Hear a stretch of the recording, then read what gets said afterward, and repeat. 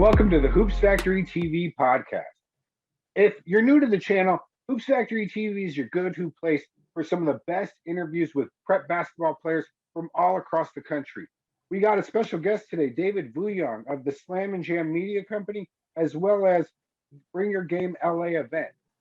Yes, David Vuong is very instrumental in doing media over at Baller TV, where we met years ago, actually at the Turkanian Classic. Jason and I were doing some play-by-play. David was running the event for Baller TV. And since then, it's been a very good relationship we've had. You know, he invited us over to Baller TV, to the offices, and discussed doing some marketing and some different work with them. So we've been able to provide play-by-play. But yes, David, very instrumental in the grassroots basketball scene in LA. So we'll ask him some pressing questions momentarily. Yeah, make sure you follow both the Slam and Jam and Bring Your Game LA on Twitter and Instagram. And then, of course, David Vuong, specifically at DV3. So next up, we go jump into some college topics. And it's funny that the prep basketball topics run right into the college topics. Because first topic up is kind of the top players in the country. Evan Mobley, Cade Cunningham, Jalen Suggs, they have all been balling out. So obviously the number one pick has been coming from college basketball pretty religiously. Obviously, with the new GLeague Insight team or Ignite team, there was a chance that might not be the case this year. But with those three guys, Aubrey, would you say that the number one pick is a college basketball player? I would say the number one pick has a chance to be a college basketball player. And I would say we've pretty much known the number one pick for the past couple of seasons. And it is a Compton Magic player, Evan Mobley, 7-footer. As David mentioned, him and his brother are the big men for USC, but really that front line, he is that next guy to enter the NBA. You know, a David Robinson, a Tim Duncan type, somebody who can change the game and really has his demeanor is calm and cool, but really it's the way he influences the game from the defensive end, and his offensive skills obviously still translating at the college level, and they will translate on into the pros. But yeah, I believe, Jason, it is going to be a college guy. I like Evan Mobley. Cade Cunningham is right on his heels as well. So yeah, you've got some college guys, and then of course you've got the Kuminga.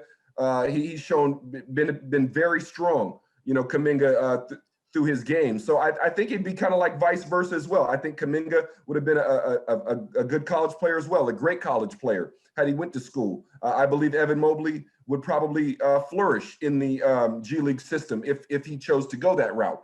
But the kids who are in school, I think they made good decisions, and the kids who went to the G League, I think they made good decisions as well. Yeah, agree with you guys on all those points there. I think you're gonna see another situation like this year where it kind of depends on need, right? Like, for example, Charlotte with LaMelo Ball, that was the best situation for him. Anthony Edwards with Minnesota, best situation for him. And Wiseman, Golden State was a perfect situation for him. I think all those guys kind of thrive in the systems they're in, and it was just based off of team need. And it's going to be the same thing this year. If you need that scoring punch at the guard position, you're going to take Jalen Green. If you need that versatile big man who could alter shots at the rim, control the paint, get you some inside buckets, get the mid-range game, that's Evan Mobley.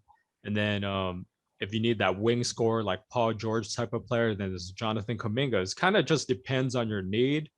And right. I think that's going to ultimately determine who's the number one pick. But man, this is one of those drafts where I think it's going to, when it's all said and done, it's going to be like that 1996 NBA draft where it's just stockpiled full of talent all the way down. Next up on the college topics. So a couple of weeks ago, we actually saw all the Blue Bloods, Duke, North Carolina, Kentucky, Kansas, UCLA, all of them were outside the 25. As of yesterday, Kansas is back in the top 25, but we really have seen kind of a dip in the Blue Bloods. I personally believe that's because those three guys that we just talked about, none of them went to any of those schools. Aubrey, I know you have a different take. Why do you think we've seen the kind of the lack of the Blue Bloods in the top 25 this year? Yes, Jason. Well, I just think it's just been a different season. When you go into Chapel Hill or when you go down, a Tobacco Road to play Duke and there's not, 10,000 kids screaming at you on the sidelines, it changes the game. When Kentucky doesn't have 25,000, blue bloods, goading their team on who they're playing, that's different. So these are 18-year-old kids. It's a little, they're not professionals. So they're used to having the support of their home crowds. And that, in essence, has been taken out of college basketball. So there's a problem when you have no home court advantage with teams that are built on home court advantage, on wearing Duke on your uniform, on wearing UCLA, on wearing Kentucky. So that's what's hurt college basketball, is that there's not the excitement of a crowd storming the court because of a last second shot. There's not the excitement of somebody hitting a last second shot and people erupting because we're in these different times. So I think it's been hard for the kids to adjust to it, having to get having to stoke yourself up instead of using the crowd. And I think it's spoken, a lot about teams that are a little bit more, should I say, just senior, laden, people that are a little bit older, that are there to get their degrees and play the right way. So we've seen a little bit older teams, be able to advance a little further right now in the middle of the season, getting into the tournament. But yeah, Jason, I think it's a matter of the circumstance and where we are societally, even before we talk about basketball. TV, how you feel on that? Yeah, I think it's a little bit of both. When as a player, when you're in that gym, if you're on the opposing team and you're playing Duke, all of a sudden it's a level playing field. Like you go into that gym, it's a quiet gym, and without those fans intimidating you, yelling at you, heckling you, you feel like you could win that game. And that's all it takes. Once a team believes in themselves, the game is right there.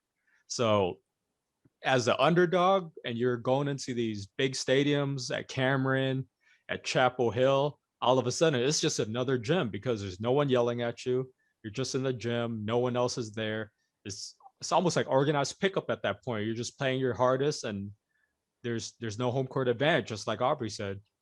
And then I was watching ESPN the other day and they were at Arizona State and they talked about how that like behind the backboard they usually have a curtain, and anytime you're shooting a free throw they pull the curtain down and something crazy happens. That's not there this season, and they showed the graphic and it said that opposing shooters were shooting, I think they saw a 10% increase in their free throw percentage this year versus last year. So little things like that definitely are going to have an effect on the game. But also going back to what you said, I think some of those programs were expecting a Kuminga to go to their school. They were expecting a Jalen Green to go to their school, and that probably shifted in how they're recruited.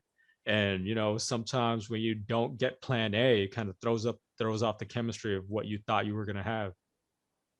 Yeah, David, I certainly agree with you with that. Also, when you really talk and you really get into some of these programs and what's going on in the program, you got to look a little bit deeper. I think Duke suffering from not knowing who they are as a team and not having senior leadership or leadership in general. There's questions about Jalen Johnson and him opting out of the remaining 6 games of the season to protect his draft status. A lot of critics, were talking about this, but this is a kid who's, he's talking to his family. There's not, I think Jay Billis alluded to it. You get into murky waters when you say kid in his camp and all this other stuff. This kid has parents and that's his advisory. So I think Duke might be suffering from, some leadership issues. Obviously Terrence Clark at Kentucky getting injured hampers them a little bit. And then also, Brandon Boston not really being able to assume the offense, not being able to run that point guard position that he did sometimes run in high school. So, it's been a number of things that have affected programs, but I think it starts with like we're talking about from fan support, but then we're talking about team identity as well. And kids just being kids and young. And I think a lot of that has to also do with COVID. For a good amount of time, people didn't know if there was going to be basketball. So maybe not as many of these kids had access to gyms. Maybe not a lot of them stayed in shape. For example, like the average person, you could probably say like most people probably haven't been to 24-hour fitness in a year. Like that's safe to say. Same for some of these kids. Maybe not all of them had that privilege or the right resources to be able to access a gym in that time. And I feel like that's probably caused a lot of them to get on slower. Brandon Boston, for example, in the last couple games, he finally looks like the Brandon Boston from Sierra Canyon, versus the start of the season, where he was really struggling, but looks like he's finally getting it back together. And I think it's a matter of these guys just getting repetition. I don't know. I don't think the general public really puts that into consideration, where these guys, they're not getting the full on practices they were used to getting pre-COVID. And that little period of time off from like March on, there's a lot of uncertainty of what was going to happen. So now it seems like a lot of guys are finally getting back into it. And then going back to Jalen Johnson, um, not everyone comes from the same socioeconomic background. Um, for example, I could take myself for example. Parents are immigrants. They came here from another country, and they literally came with clothes on their backs. And had it been me in that situation, and I had to have been the one to provide for my family, I totally would have done the same thing. Like whether he gets picked 1 through 5 versus like 42, that causes your whole economic background to be different and your whole economic situation to be different. So definitely I understand like whatever the kid has to do for the best of his family, he just has to do it. Alrighty, so next up, we have a new kind of level in basketball this year. Obviously, not new level. G League has been around for a while, but a new team among the G League made up of basically guys who decided to do something different with their 1 year in between high school and college. So first kind of topic of discussion, we are now, I think it's like 6, 7 games into the Ignite season. DV, have you been able to check out any of the Ignite games, and how do you think, kind of those prep guys have looked, the Isaiah Todds, the Kaminga, and then you already mentioned, of course, Jalen Green, whose athleticism speaks for itself. Yeah, definitely have been able to thankfully watch Jalen Green. That first game, I think a lot of these guys took it personal to go after him because, yeah, think about it. Some of these guys on the opposing teams, they're grown men with families to feed, and they see this 19-year-old kid, 18-year-old kid come at them. They're not just going to let that happen. So these guys are fighting for their lives while they hear about this kid coming in that's supposed to dominate. So I had a feeling that was going to happen, but he's bounced back nicely. His last game, he's like 5 of 6 or 5 of 7 from 3. So he's answered the critics on his jumper. So, it's good to see that happen. And like you said, he's going up. His team has like Jared Jack, but he's playing against some of these other teams like the Jeremy Lins, like some of these guys are NBA vets. So he's not going up against scrubs. They're going up against some good talent out there. And it's been great to see some other guys get some shine too. Kaminga's been playing great. Man, Daisha Nix, have you seen him? This guy has grown. The Samoan genes are kicking in. He started at what was it like? He was like 6'3", and then now he's like 6'5", 230 or something. Man, if Samoan genes kick in next when it's all said and done, you never know, man. It could be like a big Andre Miller, like big strong point guard, Jason Kidd, Andre Miller type, man. It's good to see a lot of these prep guys get to shine, and they've worked hard for us. It was great to see them on this next stage, and we can't wait to see them in the league. Yeah, Aubrey, we've gotten to see even on that Ignite team, like a guy like B. Ashley get some shine, obviously on that team, who's somebody that we know from our early days. How have you think the Ignite team has looked? I think the Ignite team has looked very good. Obviously based in Walnut Creek and coached by Mr. Brian Shaw, formerly of Bishop O'Dowd High School. I mean, they just have the right. They know how to play the right way. Let's put it that way. So I like what everybody's doing. It's not too much individual play, but it gives enough stage time for Jalen Green to get his. It gives time for Kaminga to do his thing. Also, I really like what Isaiah Todd has done with his game. It looks like Isaiah's kind of like Knicks, is put on some bulk, So sometimes that pro money that gives you, you put some pro weight on. So, they've got some more bulk. As I said, Isaiah Todd, he's about 6'11", a diverse wing. I see him as really like a Garnett type, a guy that can really, it can translate at that position, that 3 or 4 position at the next level. So it's been good to see these kids who actually we've followed since roughly about 9th grade. We saw Jalen Green first at USA camp and Isaiah Todd at the same camp in October. And to see them where they are now, it's just a beautiful thing when you can witness a journey and actually chronicle what's been going on. Yeah, no, it's definitely great to see the progression. Knicks, I agree, has looked great. He's looking like a fullback. He is just filled out so much. He's looking like a beast out there. But like, for instance, you mentioned Jalen Green and having people kind of go at his neck. We talked earlier about Brandon Boston and his struggles in the SEC, and obviously there's some grown men in that conference as well.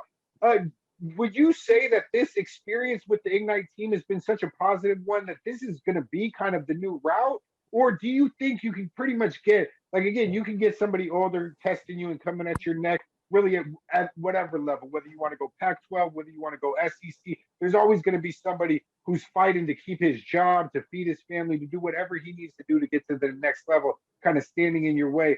Do you think that this kind of GLeague experience has been a good enough success that this is really going to kind of take the path over college for a lot of the top level recruits? DV, let's start with you.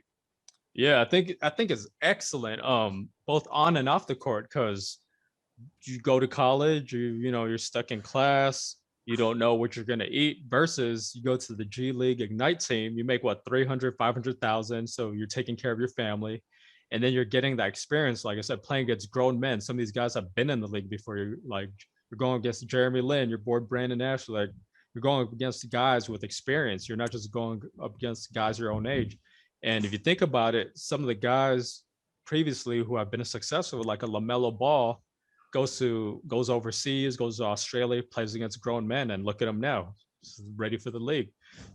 Even going further back, you think of a guy like Brandon Jennings when he went overseas, and people were wondering what the hell was he doing, and then he comes into the league, and his rookie year has a game where he drops 55 points. So having that experience against grown men, like these physical bodies, it's a lot different than play against peers your own age or other kids your own age. Just it's an example of like a kid playing AU, and that kid playing that's 13 years old and he's jumping a 17U. That guy's going to be battle ready and battle tested by the time he's 17. Yeah, absolutely. Yeah, I mean, you were talking about during the pandemic, some people not having access to gyms. That obviously was never going to be an issue for somebody in a GLeague environment, where there was a point where kids weren't even on campuses and you were kind of left to your own devices. So that's a great point. Aubrey, what was your thoughts on that topic? My thoughts are that you have to play against grown men. They're going to make you the best you can be. If you think about players like a Luka Doncic right now, or that turned pro at 15, or even let's go back a little further. You say a Ricky Rubio. I think he was signed at 12 or 13, and then let's say like a Tony Kukoc. So that experience against grown men gets you ready and playing. Normally overseas, they have that, a little bit more experience just because they're able to sign pro contracts and play in these junior programs like Benetton and the likes of which, produce great international players. But yeah, Jason, I think there'll always be kids that want to participate in the college game.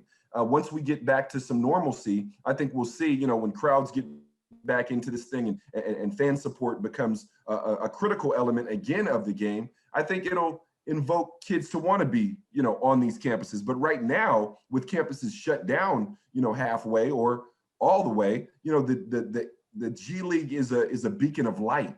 It's where you can go, like David said, take care of your family. Don't worry about school. Eat the best foods, do the best training, take care of your body earlier, do top level rehab.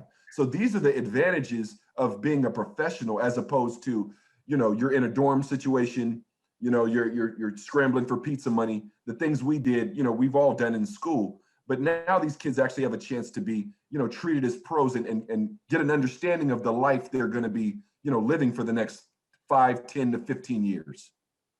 And not only that, you're getting mentored by like a Jarrett Jack, by a guy who's been in the league for 10 plus years.